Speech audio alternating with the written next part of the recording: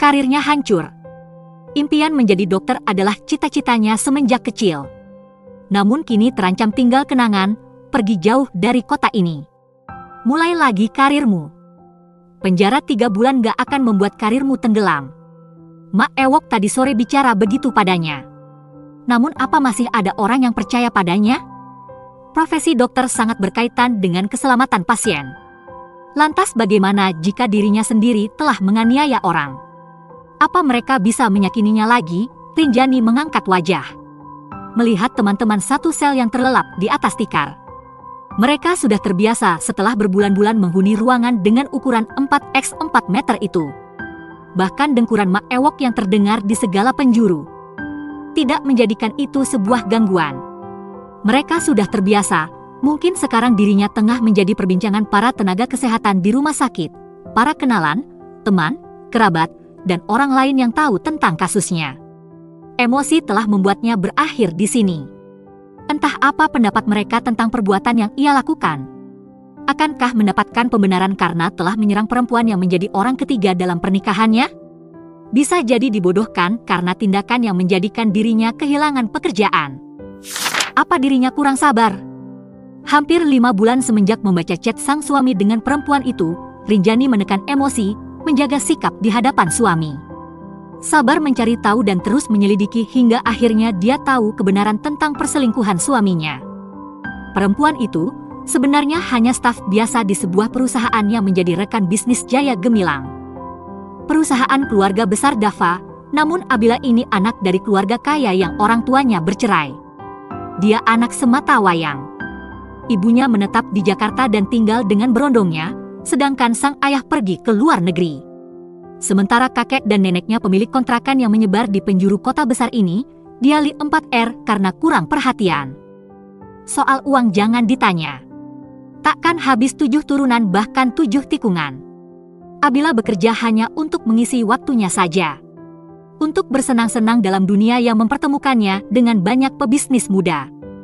Para eksekutif yang kagum dengan kecantikannya, keluarga besarnya memiliki kekuasaan di mana-mana. Makanya tidak susah untuk menjebloskan Rinjani ke dalam penjara. Sampai pembelaan kenapa dia melakukan hal itu karena Abila telah merusak rumah tangganya saja, sama sekali tidak mendapatkan pertimbangan dari pihak hakim. Dalam beberapa hari, Rinjani bisa tahu siapa tentang gadis itu. Tentu saja ada bantuan dari Desi, teman baiknya. Menunggu hari esok terasa begitu lama.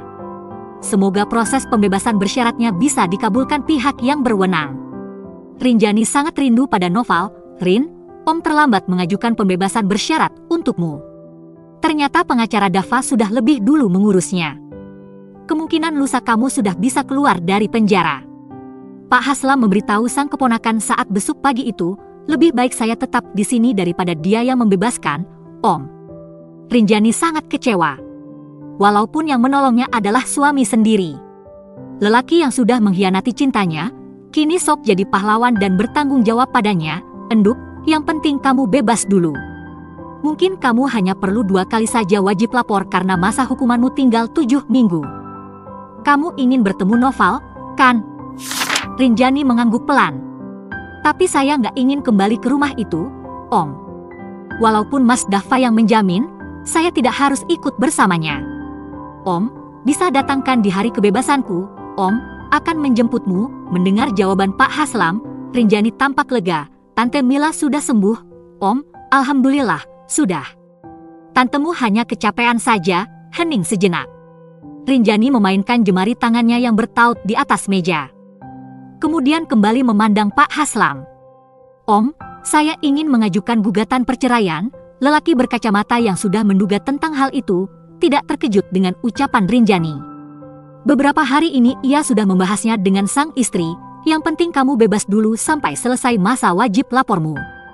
Setelah itu, kita bisa membicarakannya. Iya, saya ingin memperjuangkan hak asuh Noval dan membawanya pergi dari kota ini. Buka praktek di desa kecil. Mungkin di sana tenaga saya diperlukan dan masih bisa dipercaya. Kamu mau tinggal di mana? Di kota ini kamu masih bisa berkarir. Percayalah pasti masih ada peluang. Rinjani tampak ragu, rasanya tidak yakin akan mendapatkan peluang itu. Petugas penjara memberitahu kalau jam besuk sudah habis, Om pulang dulu. Om akan datang lagi saat kamu dibebaskan bersyarat. Terima kasih banyak, Om. Rinjani mencium tangan Pak Haslam cukup lama. Lelaki itu mengusap rambutnya. Om akan selalu ada buatmu. Jangan merasa sendirian. Tante Mila pun selalu berdiri di belakangmu. Karirmu belum berakhir, pasti ada peluang lagi nanti. Tetap semangat, Dr. Rin. Pak Rosham tersenyum menyemangati anak perempuan dari kakak lelakinya. Rinjani terharu sekaligus bahagia. Masih ada yang peduli padanya. Padahal setelah peristiwa itu, ia sangat khawatir kalau Om sama tantenya bakalan mengamuk karena mereka yang menjaganya sejak kecil. Untuk biaya sekolah dan kuliah, Rinjani menjual pekarangan peninggalan kedua orang tuanya.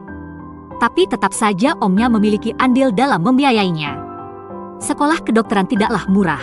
Awalnya memang kecewa, tapi setelah Rinjani menjelaskan apa alasan yang membuatnya nekat, mereka bisa mengerti. Senyum Dava merekah saat Rinjani keluar dari pintu besar itu dengan pakaian rapi. Blus kembang-kembang warna putih dan celana bahan warna Milo. Rambut wanita itu dibiarkan tergerai. Tampak indah ditiup semilir angin. Dava berjalan menghampiri. Rinjani berhenti dan mengedarkan pandangan ke tepian jalan. Kenapa Omnya belum datang? Karena terlambat atau tidak jadi menjemputnya, Dr. Rin, ucap Dava setelah berdiri tegak di hadapan istrinya. Wajah tampan itu menampilkan senyum manis. Ada kobar bahagia dan rindu menyala-nyala di binar matanya. Jangan panggil seperti itu. Mungkin aku bukan dokter lagi. By the way, terima kasih sudah membebaskanku, Mas, ucap Rinjani dingin. Ucapanmu terlalu formal, Dok. Mari kita pulang. Dava mengulurkan tangannya. Noval menunggumu di rumah. Dia tidak sabar ingin bertemu mamanya. Rinjani masih diam, membiarkan tangan suaminya mengambang di udara. Meski jiwanya menangis mendengar nama putranya disebut. Ia rindu, sekali lagi pandangan Rinjani menyapu tepian jalan. Di mana Om Haslam? Hatinya lega saat melihat sebuah mobil muncul dan berhenti agak jauh dari mobilnya Dava. Maaf, aku nggak akan pulang ke rumahmu, Mas. Terima kasih banyak untuk kebebasanku hari ini. Aku akan membayarnya suatu hari nanti. Rinjani melangkah ke arah Pak Haslam yang baru turun dari mobil. Rin, panggil Dava. Lelaki itu tidak menyangka kalau Pak Haslam datang di saat yang tepat.